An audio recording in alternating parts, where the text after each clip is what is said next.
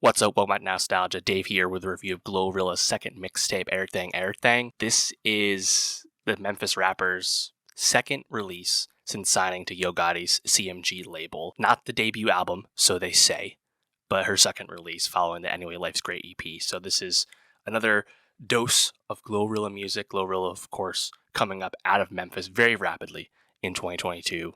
Her song FNF goes very viral and gets a really surprise but choice Grammy nomination. Of course, her second big song, Tomorrow 2, featuring kind of an iconic Cardi B feature that really helped propel the song, and GloRilla as well.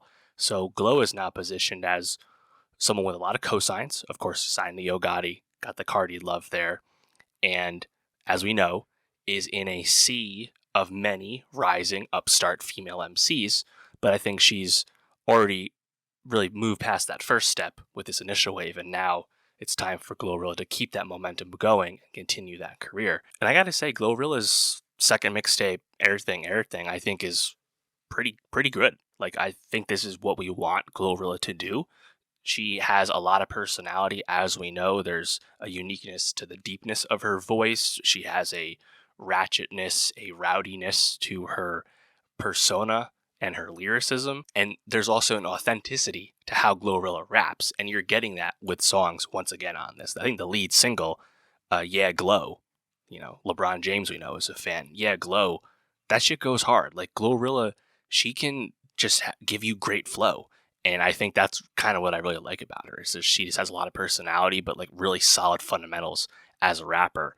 Her CMG label mate, Moneybagg Yo, they have great chemistry together on All Dare, which is just a great strip club anthem, like probably the best one of those we've heard this year. Wannabe is a fun song between GloRilla and Megan Thee Stallion, another big cosign for Glo here, and that song also really conspicuously and overtly samples Soulja Boy's Pretty Boy swag. It's literally just the same beat, but it kind of works. I'm kind of surprised. I thought it was a little distracting at first, but I think it does work.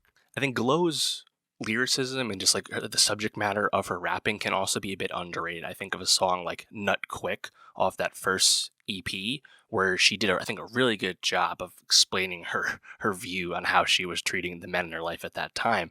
Kind of similarly, you have Op Shit this time around, where GloRilla knows that she shouldn't be falling in love with an op the way she is, and yet she is, and she's talking about that contradiction. I think it's actually really compelling writing. And again, because GloRilla is a great rapper, it's fun to listen to because the rapping is sound, the bars are there. I think Glo, for the most part, is sticking to what we know, what she knows works for her.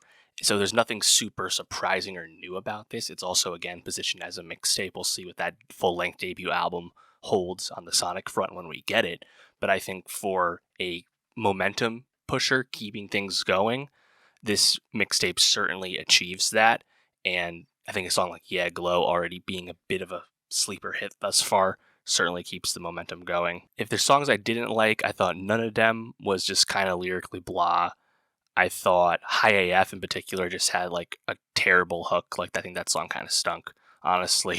Bad Bitch for Ya, though, featuring Boston Richie, guitars like kind of out of nowhere on the beat there. That stood out anyway. But yeah, ultimately I think it's a really solid mixtape. But yeah, I think GloRilla certainly remains one of our most intriguing and promising rising young women in hip hop, and she should be celebrated because her music continues to back up the hype that she has, and she's not compromising anything she's told us about herself to do so. I mean, everything comes across as really authentic again. So she's an exciting person, and I'm looking forward to hearing more from GloRilla. Hopefully we get that full-length debut album maybe next year sometime.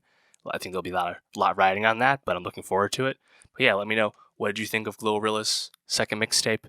What did you think about it? And for more hip-hop reviews, more music reviews, subscribe, and I'll see you next time.